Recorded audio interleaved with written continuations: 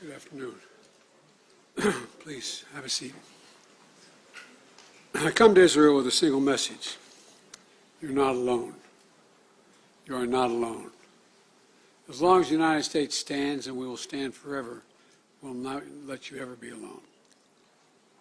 Most importantly, I know the recent terrorist assault on the people of this nation has left a deep, deep wound. More than 1,300 innocent Israelis killed, including at least 31 American citizens by the terrorist group Hamas. Hundreds of young people at a music festival. The festival was for peace, gunned down as they ran for their lives. Scores of innocents, from infants to elderly grandparents, Israelis and Americans, taken hostage. Children slaughtered, babies slaughtered, entire families massacred. Rape, beheadings, bodies burned alive. Hamas committed atrocities that recall the worst ravages of ISIS, unleashing pure, unadulterated evil upon the world. There's no rationalizing it, no excusing it, period.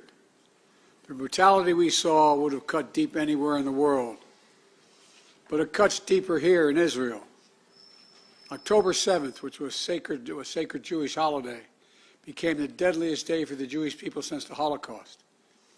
It has brought to the surface painful memories and scars left by millennia of anti-Semitism and the genocide of the Jewish people. The world watched then, it knew, and the world did nothing. We will not stand by and do nothing again. Not today, not tomorrow, not ever. To those who are living in limbo, waiting desperately to learn the fate of a loved one, especially to families of the hostages, you're not alone. We're working with partners throughout the region, pursuing every avenue to bring home those who are being held captive by Hamas. I can't speak publicly about all the details, but let me assure you, for me, as the American president, there's no higher priority than the release and safe return of all these hostages. To those who are grieving, a child, a parent, a spouse, a sibling, a friend, I know you feel like there's that black hole in the middle of your chest. You feel like you're being sucked into it. The survivor's remorse, the anger, the questions of faith in your soul, staring at that empty chair, sitting Shiva, the first Sabbath without them. They're the everyday things, the small things that you miss the most. The scent when you open the closet door. The morning coffee you shared together. The bend of his smile, the perfect pitch of her laugh. The giggle of your little boy, the baby. For those who have lost loved ones, this is what I know. They'll never be truly gone. There's something that's never fully lost. Your love for them and their love for you. And I promise you, you'll be walking along some days and say, what would she or he want me to do? You smile when you pass a place that reminds you of them. That's when you know. When a smile comes to your lips before a tear to your eye, that's when you know you're going to fully make it. That's what will give you the fortitude to find light in the darkest hours. When terrorists believe they could bring you down, bend your will, break your resolve. But they never did, and they never will. Instead, we saw incredible stories of heroism and courage, of Israelis taking care of one another, neighbors forming watch groups to protect their kibbutz, opening their homes to shelter survivors, retired soldiers running into danger once again, civilian medics flying across rescue missions, and off-duty medics at the music festival caring for the wounded before becoming a victim himself. Volunteers retrieving bodies of the dead so families could bury their loved ones in accordance with Jewish tradition. Reservists leaving behind their families, their honeymoons, their studies abroad without hesitation, and so much more.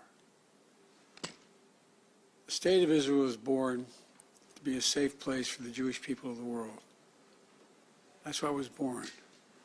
I've long said, if Israel didn't exist, we'd have to invent it. While it may not feel that way today, Israel must again be a safe place for the Jewish people. And I promise you, we're going to do everything in our power to make sure that it will be. 75 years ago, just 11 minutes after its founding, President Harry S. Truman and the United States of America became the first nation to recognize Israel. We've stood by your side ever since. We're going to stand by your side now. My administration was in close touch with your leadership from the first moments of this attack. We're going to make sure we have what you need to protect your people, to defend your nation. For decades, we've ensured Israel's qualitative military edge. And later this week, I'm going to ask the United States Congress for an unprecedented support package for Israel's defense. We're going to keep Iron Dome fully supplied so it can continue standing sentinel over Israeli skies, saving Israeli lives. We've moved U.S. military assets to the region, including positioning the USS Ford Carrier Strike Group in the Eastern Mediterranean, with the USS Eisenhower on the way to defer further aggression against Israel and to prevent this conflict from spreading. The world will know that Israel is stronger than ever. And my message to any state or any other hostile actor thinking about attacking Israel remains the same as it was a week ago. Don't. Since this terrorist attack took place, we've seen it described as Israel's 9/11. Though for a nation the size of Israel, it was like 15 9/11s. The scale may be different, but I'm sure those horrors have tapped into some kind of primal feeling in Israel, just like it did and felt in the United States. Shock, pain, rage, an all-consuming rage. I understand, and many Americans understand. You can't look at what has happened here to your mothers, your fathers, your grandparents, sons, daughters, children, even babies, and not scream out for justice. Justice must be done. But I caution this: while you feel that rage, don't be consumed by it. After 9/11, we were enraged in the United States. While we sought justice and got justice, we also made mistakes. I'm the first U.S. president to visit Israel in time of war. I've made wartime decisions. I know the choices are never clear or easy for the leadership. There's always cost, but it requires being deliberate. It requires asking very hard questions. It requires clarity about the objectives and an honest assessment about whether the path you're on will achieve those objectives. The vast majority of Palestinians are not Hamas. Hamas does not represent the Palestinian people. Hamas uses innocent families in Gaza as human shields, putting their command centers, their weapons, their communications tunnels in residential areas. Palestinian people are suffering greatly as well. We mourn the loss of innocent Palestinian lives like the entire world. I was outraged and saddened by the enormous loss of life yesterday in the hospital in Gaza. Based on the information we've seen to date, it appears the result of an errant rocket fired by a terrorist group in Gaza. The United States unequivocally stands for the protection of civilian life during conflict, and I truly grieve for the families who were killed or wounded by this tragedy. The people of Gaza need food, water, medicine, shelter. Today I asked the Israeli cabinet, who I met with for some time this morning, to agree to the delivery of life-saving humanitarian assistance to civilians in Gaza, based on the understanding that there will be inspections and that the aid should go to civilians, not to Hamas. Israel agreed the humanitarian assistance can begin to move from Egypt to Gaza. But let me be clear: if Hamas diverts or steals the assistance, they will have demonstrated once again that they have no concern for the welfare of the Palestinian people. And it will end. As a practical matter, it will stop the international community from being able to provide this aid. We're working in close cooperation with the government of Egypt the United Nations and its agencies like the World Food Program and other partners in the region to get trucks moving across the border as soon as possible. Separately, I ask Israel that the global community demand that the International Red Cross be able to visit hostages. I just demanded that the United States fully supports. Today, I'm also announcing $100 million in new U.S. funding for humanitarian assistance in both Gaza and the West Bank. This money will support more than 1 million displaced and conflict-affected Palestinians, including emergency needs in Gaza. You are a Jewish state. You are a Jewish state, but you're also a democracy. And like the United States, you don't live by the rules of terrorists. You live by the rule of law. And when conflicts flare, you live by the law of wars. What sets us apart from the terrorists is we believe in the fundamental dignity of every human life. Israeli, Palestinian, Arab, Jew, Muslim, Christian, everyone. You can't give up what makes you who you are. If you give that up, then the terrorists win, and we can never let them win.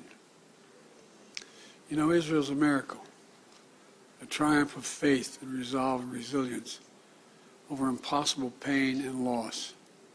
Think about October 7th, the Jewish holiday, where you read about the death of Moses, a tragic story of a profound loss to an entire nation, a death that could have left hopelessness in the hearts of the entire nation.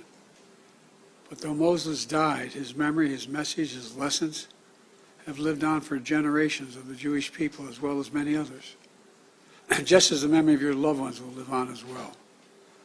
After reading the story of Moses' death, those who observe the holiday began reading the Torah from the very beginning.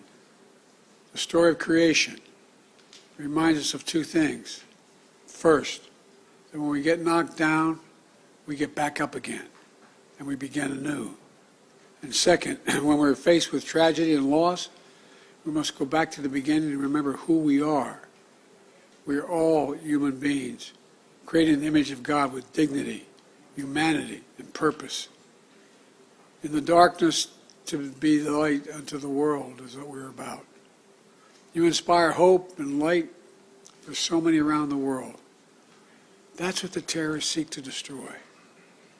That's what they seek to destroy. Because they live in darkness, but not you, not Israel. Nations of conscience like the United States and Israel are not measured solely by the example or power. We're measured by the power of our example. That's why, as hard as it is, we must keep pursuing peace. We must keep pursuing a path so that Israel and the Palestinian people can both live safely, in security, in dignity, and in peace. For me, that means a two-state solution. We must keep working for Israel's greater integration with its neighbors. These attacks have only strengthened my commitment and determination and my will to get that done. I'm here to tell you the terrorists will not win.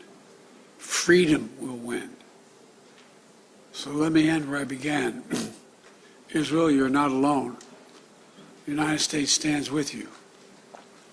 I've told the story before, and I'll tell it again, of my first meeting with an Israeli prime minister 50 years ago as a young senator. I was sitting across from Golda Meir at her desk in her office.